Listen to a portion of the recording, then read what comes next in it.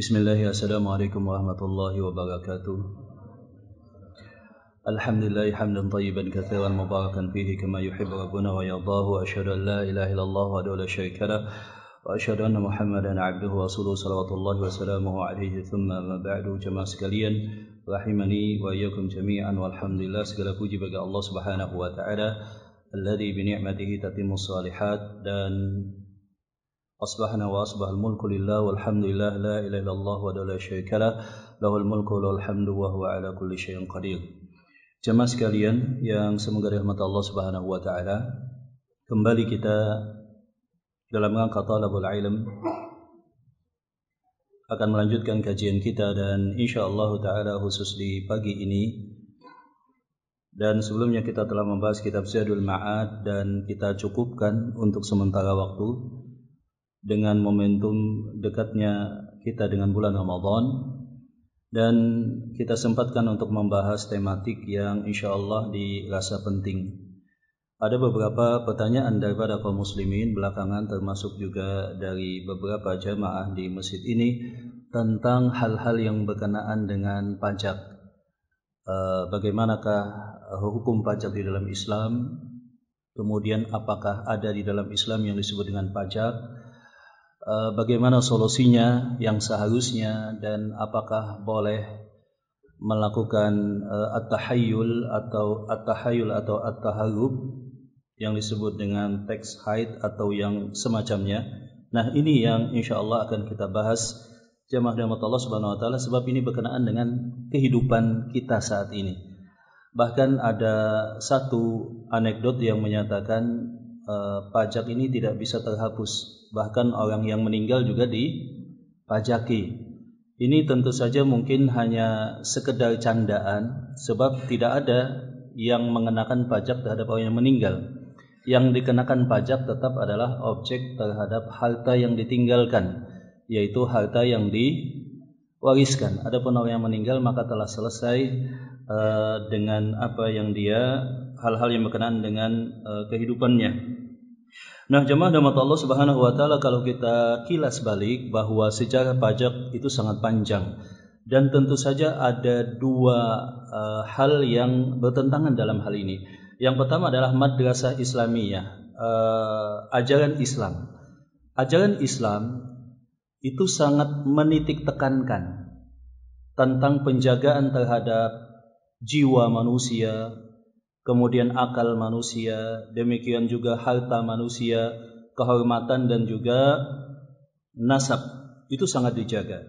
Demikian juga di dalam Al-Quran, di dalam hadis Rasulullah SAW, contohnya misalkan yang sangat gamblang, di dalam hadis Rasulullah SAW saat beliau ketiga haji wada', saat ketiga di Arafah, Rasulullah SAW menyatakan, fa inna amwalakum wa aradakum alaikum haramun alaikum ka hurmati yaumikum hadza wa ka hurmati baladikum hadza. Sesungguhnya jiwa kalian, darah kalian, harta dan kehormatan kalian itu tidak boleh untuk diganggu, tidak boleh untuk dizalimi, seperti diharamkannya tempat ini yakni Arafah, dan sebagaimana diharamkannya hari ini yakni hari Arafah, saat itu haji wada'. Maka di dalam Islam, harta seorang muslim itu betul-betul dijaga. Tidak boleh seseorang mengambil harta saudaranya sesama muslim, baik itu pribadi, baik itu lembaga, bahkan itu negara, tanpa hak. Sebab itu dijunjung tinggi. Hukum asalnya demikian. Kecuali apa yang disebut dengan zakat. Kecuali kewajiban yang disebut dengan zakat. Zakat, sebagaimana kita ketahui, itu nuansanya adalah religius, menunaikan rukun daripada rukun Islam. Dan itu tentu saja adalah berpahala dengan beberapa ketentuan khusus. Ada ketentuan, katakanlah haul, kemudian nisab, kemudian subjek yang boleh didistribusikan untuk zakat tadi hanya 8 asnaf, bukan yang lainnya. Nah, hukum asalnya di dalam Islam demikian. Lalu bagaimana dengan pendapatan negara di dalam Islam? Kalau kita lihat di zaman Rasulullah SAW, kilas balik bahwa di sini ada dua aliran pemikiran di dalam masalah zakat. Yang pertama adalah aliran Islam, dan yang kedua adalah hal yang sebetulnya bersumber aslinya bukan daripada Islam. Nah, dalam Islam negara itu mendapatkan pendapatan daripada yang pertama adalah zakat. Yang pertama adalah zakat, maka itu dihandle dan diatur oleh negara, dipaksa. Wajib adanya zakat, dipungut, diambil, ada sanksi untuk zakat. Yang kedua adalah ghanimah, harta rampasan perang. Jikalau ada perang negara muslim dengan negara kafir, kemudian ada rampasan perang, jikalau dengan unwatan terjadi peperangan, ghanimah. Jikalau musuh menyerah duluan, maka itu disebut dengan fai. Adapun yang berikutnya adalah al-kharaj. Al-kharaj itu adalah pajak atas tanah produktif yang dikelola oleh non-muslim. Ketika satu daerah dikuasai oleh kaum muslimin, kemudian diberikan jaminan keamanan, maka pemilik tanah tadi tetap bisa mengelola tanah produktifnya dengan memberikan pajak tanah. Jadi konsep pajak tanah di dalam Islam itu khusus kepada siapa? Non-muslim. Namanya apa tadi? Al-kharaj, dari hasil panen yang besarannya ditentukan atas produktivitas tanah tersebut, demikian juga kebijakan pemerintah. Yang berikutnya adalah al-jizyah. Al-jizyah itu adalah pajak per kepala atau jiwa, dibebankan atas setiap non-muslim yang dia mendapatkan hak yang sama dengan seorang muslim di satu negara Islam, mendapatkan perlindungan, diberikan kebebasan, dan itu disesuaikan. Jikalau dia mampu, maka tarifnya adalah 48 dirham. Ini yang dipraktekkan pernah di zaman Umar bin Khattab. 48 dirham, kalau dia sedang ekonominya itu sekitar 24 dirham, dan jikalau dia miskin maka cukup 12 dirham per tahun per jiwa. Anggaplah maksimal 1 dirham 100.000. Kalau 12 dirham berarti 1.200.000, kurang lebih demikian. 1 dirham saat ini kurang lebih 70 atau 80.000. Nah, itu pajak jiwa di dalam Islam. Kemudian di dalam Islam juga di zaman Umar bin Khattab itu diberlakukan pernah apa yang disebut dengan biaya masuk dan biaya keluar. Ditetapkan atas muslim 2,5%. Di zaman Umar bin Khattab pernah diberlakukan. Kemudian ketika itu non-muslim 5%. Dan ketiga, negara yang sedang ada konflik dengan negara Islam ingin memasukkan barangnya, impor ke negara kaum muslimin, itu pajaknya saat itu 10%. Ini catatan-catatan sejarah. Demikian juga pendapat-pendapat para ulama yang menyatakan bahwa jikalau negara ini di banyak riwayatnya, contohnya ada Ibnu Taimiyah, Ibnu Qayyim, kemudian para ulama yang lainnya, puluhan para ulama yang menyatakan bahwa jikalau negara di dalam keadaan yang sangat terpaksa dan tidak ada solusi lain kecuali memungut pajak, maka yang demikian dibolehkan dengan catatan yang sangat ketat. Maka ringkasnya jemaah rahmat Allah Subhanahu wa taala, itulah pandangan Islam. Kemudian kalau kita lihat pandangan ekonomi non-Islam, itu memandang bahwa negara ini punya otoritas, maka dia berhak untuk menetapkan pajak. Kemudian ada yang disebut dengan ability, bahwa rakyat itu mempunyai kewajiban untuk kontribusi pada pembiayaan pembangunan. Kemudian juga ada benefit yang didapatkan dari layanan publik yang dilakukan oleh pemerintah atau satu otoritas. Maka rasional jikalau pemerintah menetapkan pungutan khusus. Nah, beberapa pandangan tadi pada aliran ekonomi di luar Islam, kesimpulannya adalah bahwa pajak itu memang dibutuhkan menurut mereka, sebab itu untuk menjalankan roda pemerintahan. Nah, kalau kita lihat jemaah rahmat Allah Subhanahu wa taala, bagaimana postur pendapatan kita masuk pada studi kasus negara kita. Postur pendapatan negara kita, kalau kita lihat APBN kita itu saat ini 3.325 triliun. 3.325 triliun. Kemudian berasal daripada pajak itu lebih daripada 70%. terkadang sampai 73, terkadang maksimal bahkan sampai 82%. Kita bisa bayangkan pendapatan negara kita memang 80-an% berasal daripada pajak. Di satu sisi pengeluaran terbesar daripada pemerintah adalah untuk menjalankan roda pemerintahan. Nah, kembali jemaah rahmat Allah Subhanahu wa taala. Kemudian penerimaan dari pajak itu tiap tahun itu kurang lebih 2.300-an. Kemudian PNBP kurang lebih 492 triliun.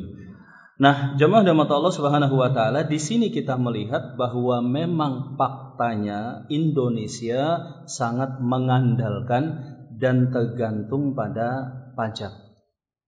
Di sini nanti kita akan bahas tentang pilihan dari berbagai macam teori di dalam teori ekonomi klasik maupun modern. Apakah pilihannya satu hal yang di-challenge oleh MMT dan yang lain-lainnya? Apakah pilihannya itu adalah pajak tinggi dan hutang luar negeri ataukah mencetak mata uang? Nanti kita akan bahas. Kita bacakan dulu jemaah rahmat Allah Subhanahu wa taala penjelasan para ulama. Penjelasan para ulama di sini menyatakan, contohnya misalkan Syekh Farkus dari Aljazair, beliau mempunyai satu risalah khusus tentang pajak. Beliau menyatakan bahwa fadha'ibul lati yaqidhuha al-hakim al-muslim li daruratin qadiyatin aw li saddi hajatin da'iyah aw li da'i khatarin dahim mutawaqqa'. Yang demikian kata beliau, fa innal ulama aftau bi tajwidi fardhiha. Adapun jikalau pajak dirasa sangat mendesak oleh pemerintah muslim, kemudian ditetapkan atas muslim, rakyat muslim, tidak ada solusi yang lain, maka kebanyakan para ulama membolehkan dengan beberapa catatan yang sangat ketat. Amalan bil masalihi al-mursalah, dan itu dasarnya adalah maslahat mursalah, bahwa kemaslahatan umum harus dijaga, bahwa stabilitas itu sangat diprioritaskan, dan bahwa keamanan itu menjadi hal yang sangat penting. Dan juga berdasarkan kaidah tafwitu adna al-maslahataini tahsilan li'a'lahuma. Kalau ada dua hal maslahat, maka diambil yang paling tinggi. Demikian juga kaidah darar atau kemudaratan. Jikalau ada kemudaratan menimpa satu negeri, kalau dia tidak ditutup defisit belanjanya tadi dan akan terjadi hal-hal yang sifatnya dikhawatirkan, maka yang demikian diperbolehkan untuk memungut pajak. Demikian. Nah, jemaah rahmat Allah Subhanahu wa taala, di sini kita lihat Syekh Farkus beliau membuat beberapa catatan, dan saya lihat catatan ini ada dalam semua pendapat para ulama yang membolehkan pajak. Awalnya bangunan hukumnya adalah pajak bukan berasal daripada Islam. Kemudian yang kedua, ada kaidah maslahat mursalah dan menolak kemudaratan. Maka para ulama membolehkan pajak dengan catatan yang sangat ketat. Catatan ketat yang pertama yang beliau sebutkan, Syekh Farkus di sini menyebutkan hulu baitil mali wa hajati daulati ilaiha haqiqatan, bahwa betul secara fakta kas negara sedang mengalami defisit yang parah, yang tidak mungkin ditutupi dari sumber pendapatan yang lain. Nggak ada opsi yang lain. Ya, katakanlah sumber daya alamnya miskin, begitu Pak. Kemudian pengeluaran juga sangat mendesak, tidak ada opsi yang lainnya, maka boleh pajak dalam kondisi ini. Yang kedua, wujubu infaqiha fi masalihil ummah ala sabilil adl. Wajibnya ada keadilan dan transparansi. Sebab ini kan hal yang di dalam Islam tidak direkomendasikan. Ketika itu dibolehkan, maka dengan catatan khusus yang kedua adalah wajibnya transparansi dan keadilan. Adapun yang ketiga, kata para ulama, itu berlaku sementara waktu sampai defisit tadi bisa ditutup. Artinya di dalam Islam dimotivasi dan didorong negara untuk bisa mendapatkan sumber-sumber penghasilan lain yang kita kenal PNBP atau penerimaan negara bukan pajak. Sebagaimana kita ketahui bahwa penerimaan negara itu kan macam-macam. Yang pertama pajak, kemudian yang kedua adalah PNBP atau penerimaan bukan dari pajak.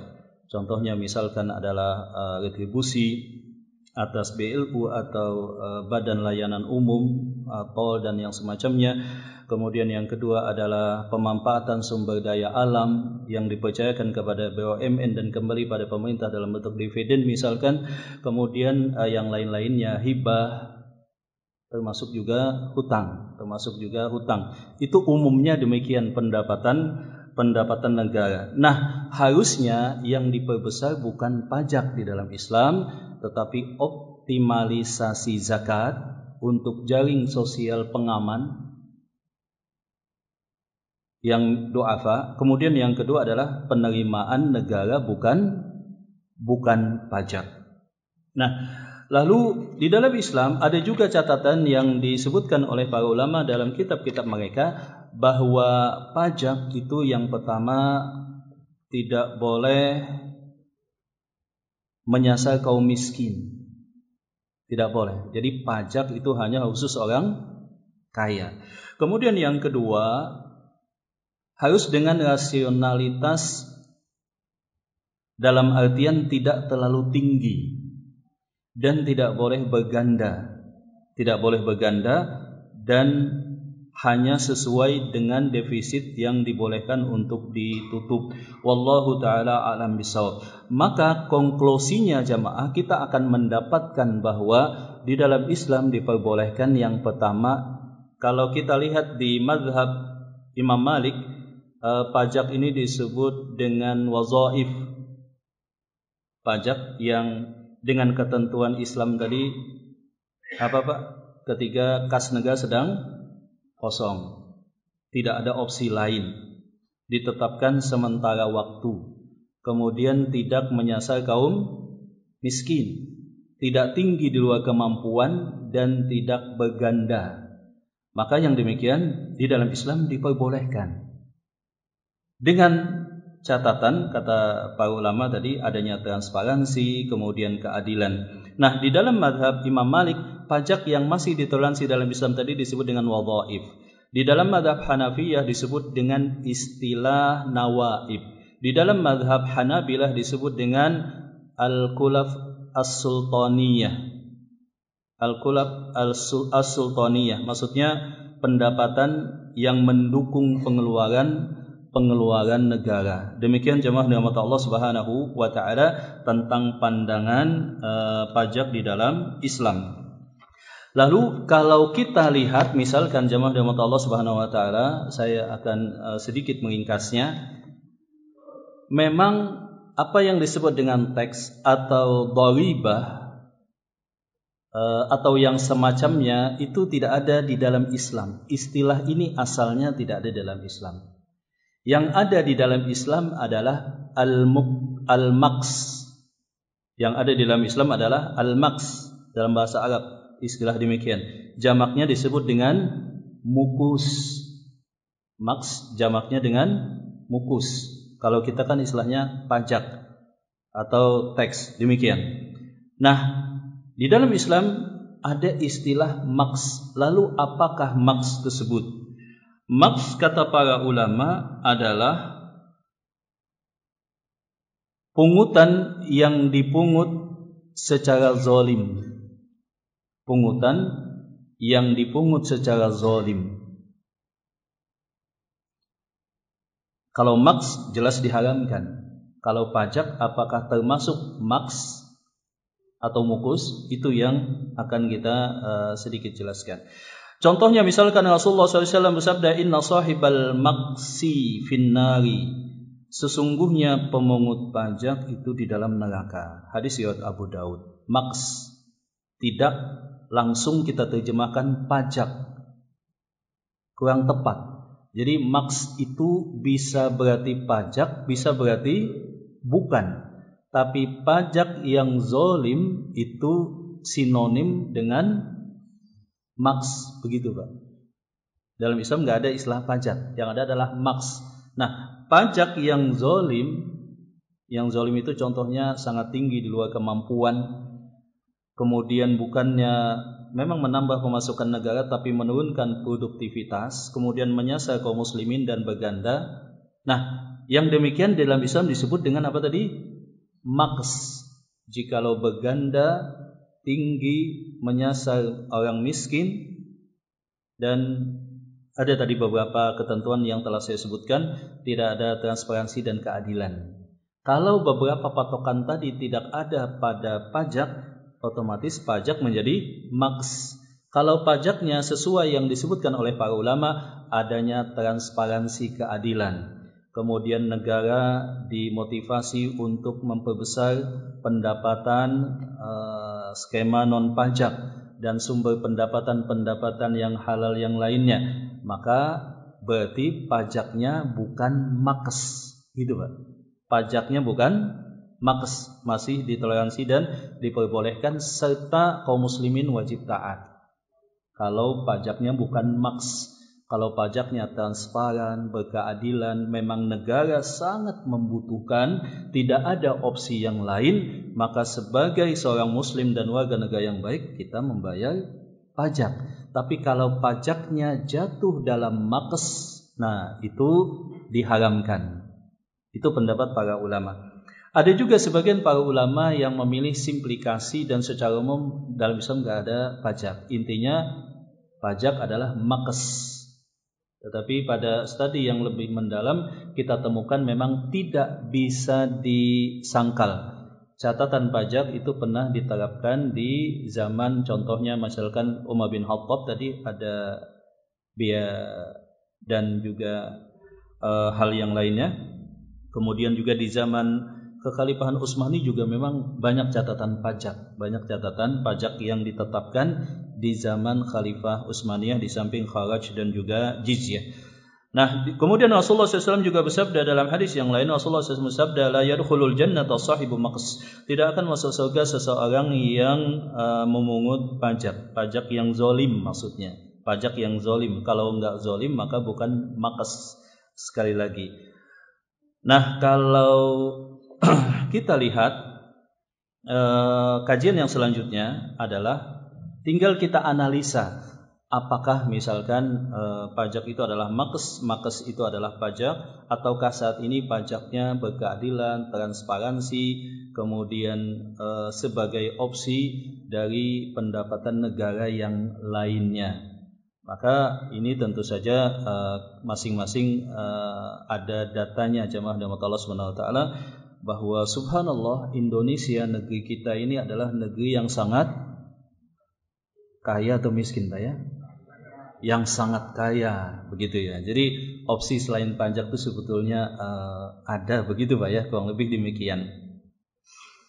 Nah, jamaah rahmat Allah Subhanahu wa taala, kalau kita lihat di negeri kita itu kan pajak dibagi dua biasanya. Ada pajak yang dihandle oleh pusat DJP, ada juga yang oleh daerah namanya Dispenda begitu Pak ya. Kalau pusat contohnya misalkan adalah PPH, PPN, kemudian yang lain-lainnya dengan berbagai macam jenisnya. Kalau daerah biasanya adalah PBB, BPHTB juga mungkin ya. Kemudian juga retribusi dan yang semacamnya.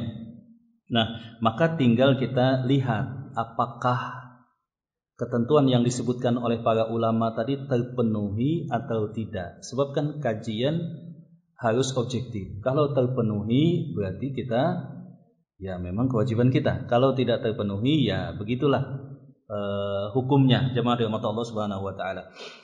Nah, kemudian jemaah rahmat Allah Subhanahu wa taala, maka konklusinya jikalau pajak yang diterapkan dengan catatan para ulama tadi, karena kita sebagai muslim masuk dalam kriteria fakta saat ini, maka kita bayar pajak ya dengan sukarela dan ringan hati begitu Pak ya. Kemudian jikalau tidak sesuai, maka di dalam Islam itu hukumnya adalah zalim. Hukumnya adalah zalim. Bagaimana kalau ada regulasi pemerintah yang zalim? Maka telah disebutkan dalam beberapa hadis sahih bahwa akan datang satu zaman di mana pemimpin kalian hatinya adalah hati syaitan dan badannya adalah badan manusia. Mereka mengambil harta kalian dan memukul punggung kalian. Wahai Rasul, apakah yang kami lakukan? Kata Rasulullah SAW, taatlah dan dengarkanlah selama mereka masih muslim, pemimpin kalian. Kita tidak membahas kalau pajak yang sesuai dengan Islam tadi, ada beberapa pengecualian. Jadi kalau kita analisa, maka pajak yang masih mungkin sesuai dengan Islam adalah nawaib. Dalam versi mazhab Maliki adalah pajak khusus yang dibebankan atas orang yang sangat kaya. Jadi orang yang sangat kaya. Bahasa kita apa, Pak? Ya, seperti itulah. Yang kedua, pajak atas barang mewah. Kalau bahasa kita PPNBM. Ya, PPN atas BM, barang mewah. Yang kedua adalah bea, barang masuk dan barang keluar. Yang keberapa ya?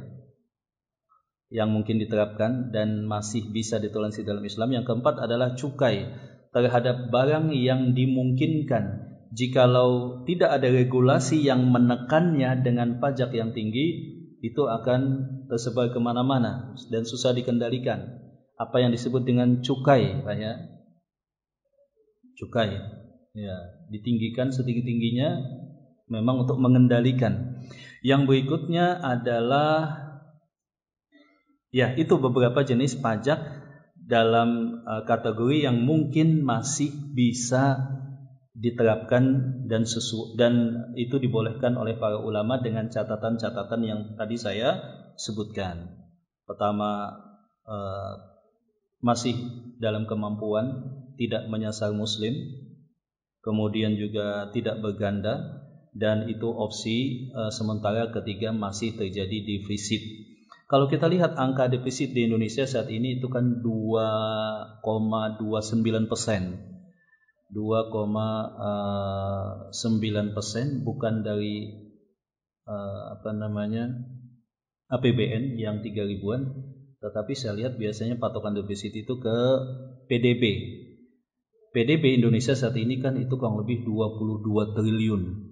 Berarti 2,29 ya kurang lebih berapa itu ya? Mungkin 500-an triliun.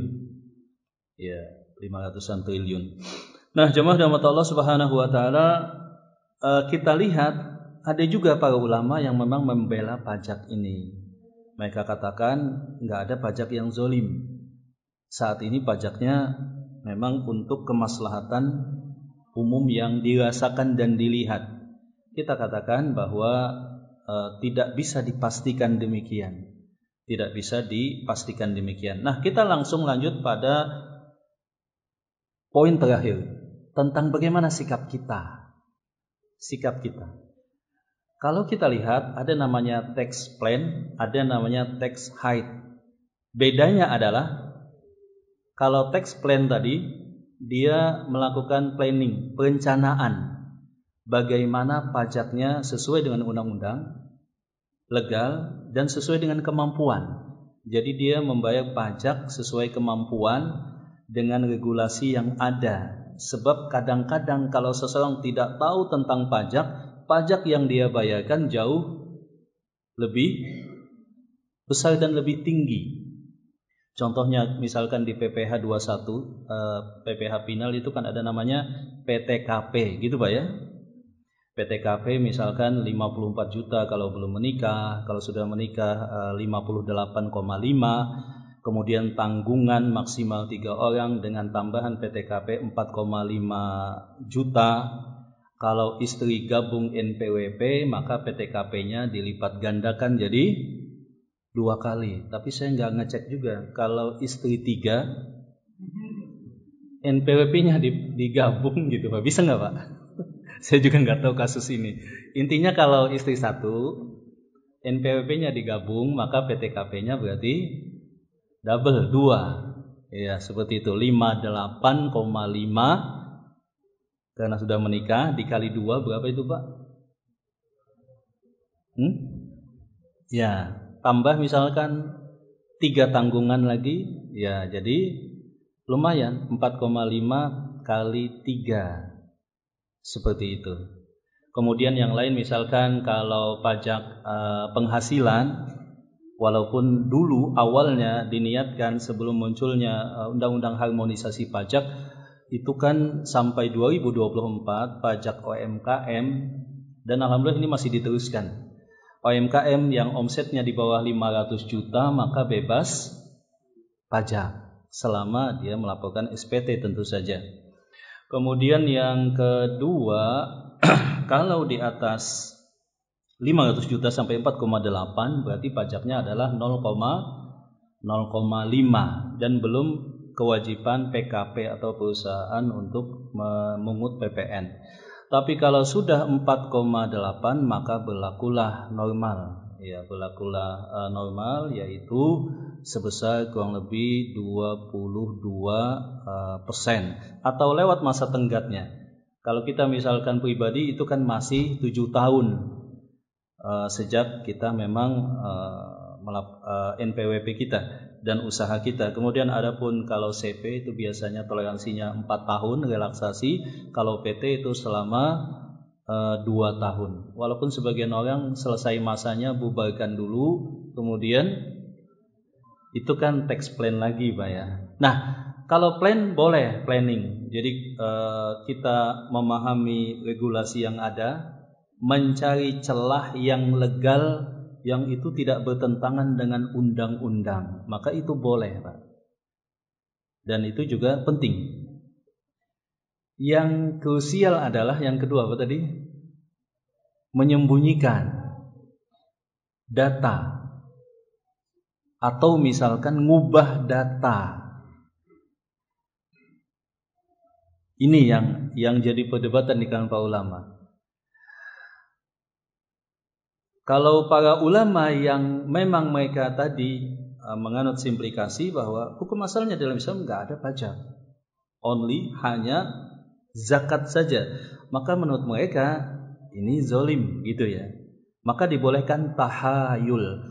Tahayul itu apa bahasa kita ya? Otak-atik gitulah Pak.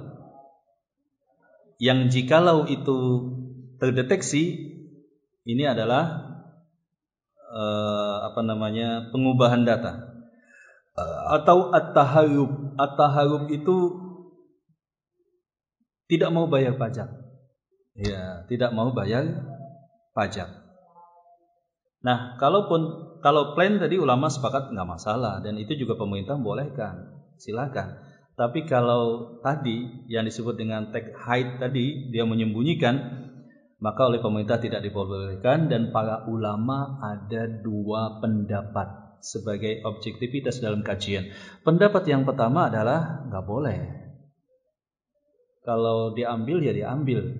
Pendapat yang pertama ini boleh usaha, boleh yang planning saja. Tapi kalau sudah terdeteksi dan terdata, apalagi dapat surat teguran yang itu dipelesetkan menjadi surat cinta gitu Pak ya. Surat cinta. Surat cinta itu kan berbunga-bunga kalau kita ketemu Pak ya. Kalau kita dapat surat cinta zaman dulu, generasi sekarang kan nggak tahu surat cinta lagi. Zaman dulu kan anak-anak begitu. Nah, jikalau sudah terdata, maka tadi ada para ulama menyatakan udah berikan apa yang diambil oleh pemerintah. Bagi pemerintah, mereka yang menanggung dosanya. Seperti itu. Kita kasihkan. Ya, ini kezaliman. Kasihkan saja, enggak masalah. Adapun yang kedua, mereka menyatakan karena ini kezaliman, maka boleh bahkan tax hide.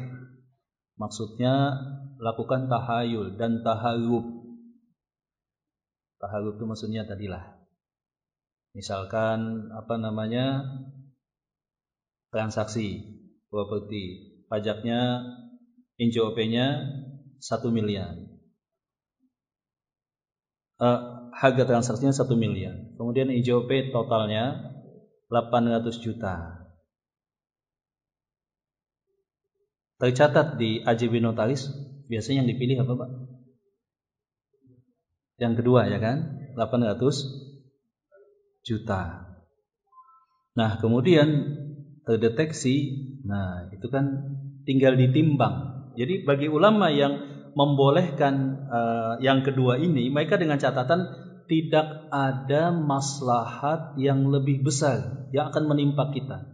Kalau kita misalkan, bukan kita ya, kalau ada seseorang mengubah data pajak, kemudian ketahuan dendanya lebih misalkan besar, ya lebih baik jangan. Tapi kalau bisa demikian, maka ada ulama yang menyatakan diperbolehkan. Tapi memang saya lihat unik juga Pak, kalau kita transaksi properti saat ini, itu dilakukan memang penyesuaian dan penelitian. Dulu memang saya telah menyebutkan bahwa NJOP itu biasanya jauh di bawah harga pasar. Dan menurut Dispenda, bapak-bapak kita di Dispenda, selama 20 tahun Balikpapan nggak pernah naikin NJOP. Katanya seperti itu. Kemudian dilakukanlah kajian yang melibatkan akademisi. Kemarin kalau tidak salah UI atau OGM, saya nggak tahu. Sehingga Balikpapan dibagi berdasarkan zonasi dan NJOP dinaikkan. Sebab makanya saat ini sulit, sebab NJOP itu disesuaikan dengan harga pasaran. Jadi kalau kayak dulu satu objek harga 1 miliar, NJOP-nya 500. Lumayan gitu Pak ya. Yang penting dari sudut undang-undang supaya tidak dicurigai, wajib di atas NJOP. Rumusnya demikian. Kalau di bawah NJOP pasti ditolak. Kalau mepet dicurigai, ya naikin. Sebagian orang kan begitu. Tapi kalau saat ini terkadang lebih besar NJOP daripada harga jual gitu. Saya nggak tahu kelayakan studinya waktu itu. Kenapa ada beberapa kasus di mana harga jual lebih rendah daripada NJOP. Ini patut menjadi masukan juga memang bagi Dispenda Balikpapan. Ada sebagian kasus dia yang jual lebih murah daripada NJOP. Ada sebagian kasuistis yang saya tidak tahu berapa banyak kasuistis tersebut. Nah ini jamaah rahmat Allah SWT yang kita bahas seperti ini. Nah kita tutup dengan satu opsi sebetulnya pada teori Keynesian, misalkan dalam ekonomi, itu kan uang tidak boleh dicetak berlebihan. Ada rumus peredaran uang namanya. Ketika uang dicetak berlebihan dari output produksi, baik barang atau jasa, atau yang disebut dengan kecepatan peredaran uang, maka kita minta waktu tambahan sedikit, maka terjadi inflasi. Kemudian dalam teori MMT misalkan, bahwa dibanding meninggikan pajak atau minjam hutang luar negeri yang banyak, lebih baik cetak uang sendiri. Seperti itu. Teori ini mungkin menyimpan banyak kelemahan pada beberapa sisi, tapi jikalau sedikit dimodifikasi maka akan aman jikalau disertai dengan mitigasi inflasi. Ini sebagai penutup, maksud saya begini, contoh. Pajak Indonesia sangat tinggi dan berganda. Misalkan hutang luar negerinya juga sangat besar. Ini yang sedang saat ini ditempuh. Yang belum ditempuh adalah quantitative easing kalau dalam bahasa BI, atau misalkan printing money. Modifikasi, saya terpikir tentang modifikasi dan ini harus diuji tentang inflasinya. Maksud saya begini. Katakanlah ada regulasi BI yang diubah. BI kan independen, nggak boleh langsung supply uang ke pemerintah. BI katakanlah setiap tahun mencetak 8.000 triliun untuk konsumsi publik. Dan pemerintah mencetak rupiah lewat BI, tapi pemerintah nggak boleh menggunakan rupiah. Bisa dipahami Pak ya? Pemerintah kita mencetak rupiah lewat BI, tapi pemerintah nggak boleh makai rupiah. Tapi di satu sisi, kalau pemerintah mau dapat rupiah, harus lewat saluran mungut pajak. Padahal uang itu juga dicetak oleh BI. Kekhawatirannya biasanya dalam ekonomi adalah jikalau cetak berlebihan akan terjadi inflasi. Jikalau masuk ke distribusi publik. Sekarang kita lihat kasus. Kemarin itu di Sulawesi ada mesin canggih katanya Pak. Mesin apa namanya ya? Mesin cetak uang. Berapa yang sudah dicetak Pak? Ada data menyebutkan 700 triliun walaupun sebagian dalam bentuk sertifikat BI dan yang semacamnya. 700 triliun masuk ke distribusi publik. Apakah kita merasa tiba-tiba uang kita turun? Enggak juga kan begitu ya. Padahal nilainya fantastis. Berapa tadi? 700 triliun. Sebetulnya jikalau BI melakukan kuantitatif easing yang disebut atau printing money, kemudian tidak masuk ke jalur distribusi publik, tidak disebar lewat bank-bank yang ada, tetapi langsung digunakan beli emas katakanlah. Jadi lewat transaksi tertutup BI setelah regulasi undang-undang misalkan, ini hanya berandai-andai, mencetak misalkan setengah daripada cetak reguler biasa, tapi distribusinya langsung ke garansi buying terhadap produk Antam dan Freeport. Cetak 1000 triliun tidak masuk ke distribusi apa namanya tadi Pak? Distribusi publik, tapi langsung setiap produksi Antam belinya dengan bagaimana printing money-nya? Lewat CBDC, digital money, dengan smart contract sehingga transparansi dengan teknologi blockchain misalkan. Nah, kalau yang demikian dilakukan, maka dengan simulasi apapun tidak akan terjadi inflasi. Mengingat itu akan menguatkan fondasi ekonomi Indonesia, nilai tukar juga akan menguat, ekonomi lebih stabil, dan itu adalah sumber likuiditas negara. Ketika banyak punya emas, itu kan bisa di-shifting, apakah ke dolar, apakah ke mata uang asing, apakah tetap emas, dan yang semacamnya. Mengingat Indonesia ini emasnya sangat sedikit Pak. Cadangan emas kita itu terkadang berkisar antara 30 ton sampai 70 ton. Bahkan saya lihat datanya 2018 Indonesia tidak punya cadangan emas. Bayangkan, cadangannya hanya dalam bentuk apa? US dollar saja Pak. Nah ini kan masalah. Padahal kalau kita lihat data-data negara-negara besar itu biasanya tegak lurus dengan simpanan emas. Banyak keuntungan jika simpanan emas sangat besar. Contohnya bisa menerapkan partial gold standard. Partial gold standard itu adalah moneter dengan basis emas. Kalau penuh full itu tidak fleksibel. Emas di zaman modern susah untuk dijadikan standar moneter. Tapi kalau parsial menggabungkan stabilitas emas dengan fleksibilitas uang fiat biasa, dan itu bisa dilakukan katakanlah dengan hasil 1/4. Emas disimpan, cetak rupiah.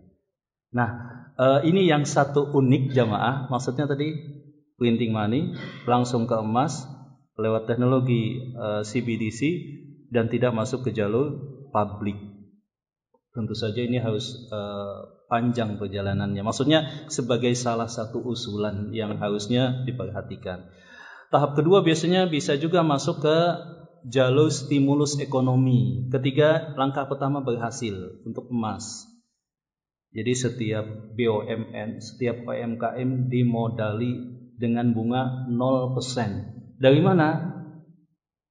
Yang cetak siapa tadi? BI. Cetak banyak-banyak. Tapi jangan masuk ke distribusi BI pusat ke BI daerah seperti bank-bank, enggak gitu.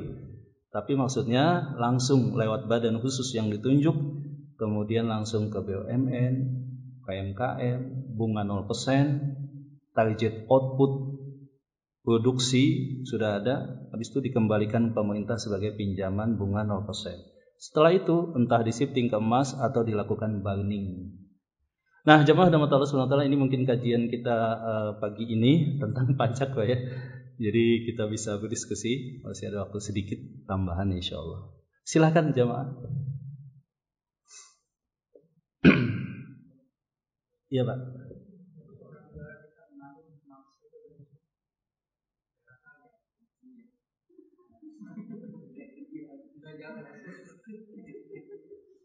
Alhamdulillah, iya itu jawabannya. Ustadz nggak takut kan nanti Ustadz ini loh apa? Waduh kata saya. Insya Allah nggak live. Iya, jadi tinggal kita analisa Pak. Kalau tinggi berganda menyasar orang miskin, kemudian juga ada opsi untuk menutup defisit pendapatan negara, tapi kok pajak tetap yang ditempuh, bahkan sampai persentase 80% dari pendapatan negara, apakah maks? Nah, itu kita bisa jawab. Jangan saya yang jawab. Insya Allah sudah terjawab oleh sampean.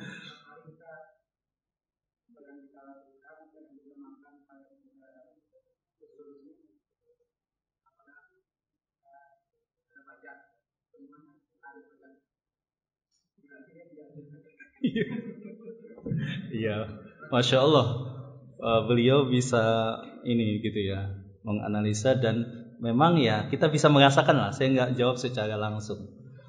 Ya silahkan ada yang lain. Oh gitu Pak.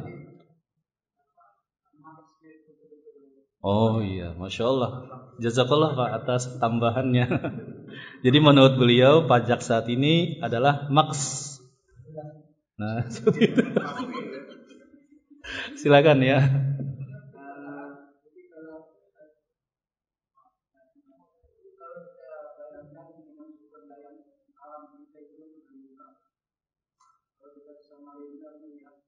Masya Allah, luar biasa.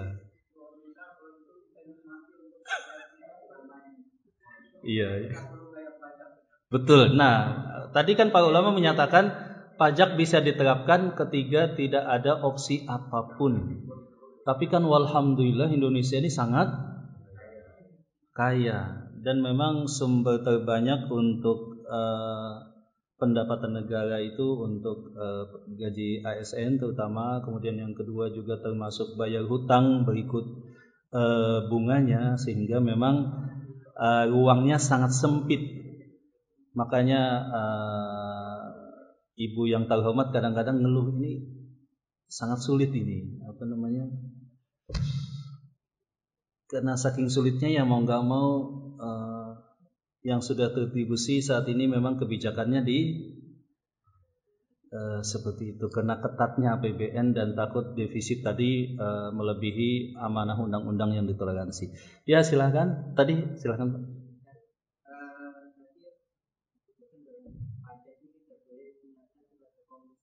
Iya betul.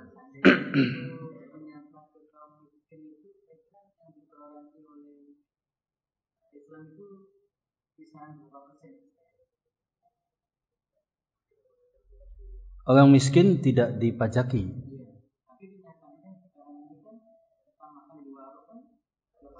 Ya, maksudnya kalau sampai pajak diterapkan atas orang miskin berarti Islam sama sekali tidak ada toleransi gitu maksudnya. Kalau saat ini kan orang miskin terdampak karena PPN kan begitu Pak ya, kebanyakannya. Dan PPN memang dibebankan atas mata rantai terakhir biasanya. Makanya kan kalau perusahaan itu ada PKP untuk BKP dan CKP. Dia diperintahkan undang-undang untuk memungut PPN kan begitu ya. Baik barang atau jasa. Ditulis bahkan ada faktur khusus kan begitu. Nah, memang orang miskin biasanya kena PPN, biasanya efek PPN. Iya, dalam Islam nggak boleh, orang miskinnya harus diproteksi. Dan kalau kita lihat potensi zakat luar biasa Pak. Khusus untuk orang miskin sebenarnya pemerintah nggak perlu pusing. Itu bisa tertangani daripada zakat. Potensi zakat yang terdata itu kan 300 triliun Pak. Yang terrealisasi 70 sampai 80 triliun. Potensinya sampai 350-an triliun. kalau tambah dengan infak, sedekah, apalagi tambah wakaf, bisa sampai menyamai angka pajak sebetulnya. Kalau itu betul-betul dikelola. Bayangkan pajak perusahaan tambang, saya pernah cerita, itu adalah 20%. Tapi saat ini ketika mineral batu bara itu diangkat, itu kan tidak kena pajak. Saya nggak tahu, sebab kadang-kadang regulasi ini kan kita tidak cerita lah. Nol begitu Pak ya, kecuali nanti ketika pajak perusahaannya. Dalam Islam berapa persen tadi? 20% pajak tambang. Nah, seperti itu. Jadi nggak boleh orang miskin dipajaki Pak, ya kan? Kalau orang miskin dipajaki bisa nanti jatuh pada istilah apa tadi? Maks atau mukus jamaknya. Ya silakan, ada yang lain? Nah, saya memberikan ilustrasi begini jamaah. Ini diet nih live atau cuma rekaman? Ya, nanti bisa Saya memberikan ilustrasi begini. Kalau seseorang, tapi nggak masalah namanya dunia ilmiah. Kalau seseorang karyawan PTKP penghasilannya, kena gaji nggak Pak? Kemudian dia usaha dengan omset kurang berapa tadi? 500 juta. Kena gaji nggak? Kena apa? PPH nggak? Nggak. Kemudian dia tinggal di apartemen. Kena PBB nggak Pak? Biasanya kan include disewa. Ya. Kalau apartemen. Kemudian dia rental mobil. Kena pajak kendaraan nggak Pak? Nggak. Kemudian dia transaksi tunai. Kena nggak Pak? Terdeteksi nggak maksudnya? 1 miliar itu otomatis terdeteksi. Kalau di bawah itu tidak terdeteksi otomatis, kecuali jika diminta. Kalau diminta, bahkan kalau surat cinta itu detil memang Pak, ketahuan. Kalau transaksi tunai terdeteksi nggak? Ini hanya cerita-cerita saja Pak ya, bukan rekomendasi. Kalau sesuai investasi emas fisik, terdeteksi kalau beli antamnya, nggak boleh, nggak bisa hide lagi. Dan itu tadi kan dalam negara nggak boleh hide tadi. Tapi kalau dia nyimpan emas, retail, jualnya juga retail lagi. Kemudian dia, waduh kalau saya cerita panjang Pak, ada banyak ini, tapi kan nggak boleh gitu Pak ya. Misalkan dia yang paling gampang, makanya ini perlu diperdalam juga tentang hukum saham. Saham itu kan pajaknya simple. Saham itu pajaknya sangat simple. Kemudian kalau dividennya bahkan kembali dimasukkan, itu juga bahkan bebas pajak untuk dividennya. Hanya saja memang krusial tentang saham kan kemarin telah saya bahas titik rawannya. Seperti itu Pak. Silakan, ada yang lain mungkin? Ada yang nanya, Ustaz, kalau saya investasi kripto bebas pajak nggak? Kalau di exchange di dalam negeri otomatis kena. Kalau di luar negeri memang setahu saya nggak kena. Tapi pas masukin dananya kena lagi begitu Pak. Atau dia beli saham, investasi saham di luar negeri, bursa Amerika. Itu kan kalau dia yang nggak kerjasama dengan OJK, tidak diawasi, maka nggak terdeteksi dan nggak kena. Tapi pas dijual, masukin lagi uangnya ke Indonesia, kena lagi. Memang pilihannya adalah tax plan yang lebih aman. Jadi kita teliti bagaimana pajak itu sesuai kemampuan dan lebih ringan bisa kita bayarkan, dan itu tadi posisinya bukan. Dan di Indonesia ada namanya pemotongan pajak karena membayar zakat. Ada juga yang bertanya, Ustaz, bolehkah bayar pajak niat saya bayar zakat? Ulama katakan nggak boleh. Ustaz, pajak saya sangat tinggi, boleh nggak? Niatnya sekalian pajak. Oh, nggak boleh. Tapi kalau pemerintah memberikan relaksasi bagi yang bayar pajak, bayar zakat, kemudian dapat potongan pajak itu boleh. Itu boleh. Harusnya memang bagi kaum muslimin pajak yang ditekankan, habis itu sebagian pajak mungkin bisa direlaksasi lebih lanjut. Wallahu ta'ala alam bishawab. Intinya sebetulnya adalah berusaha mengubah porsi atau persentasi pendapatan negara yang 80% tadi, Pak. Idealnya kan maksimal harusnya 30% lah.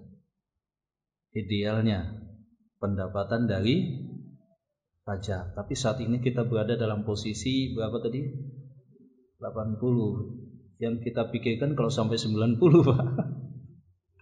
Kasihan anak cucu kan begitu ya. Kasihan.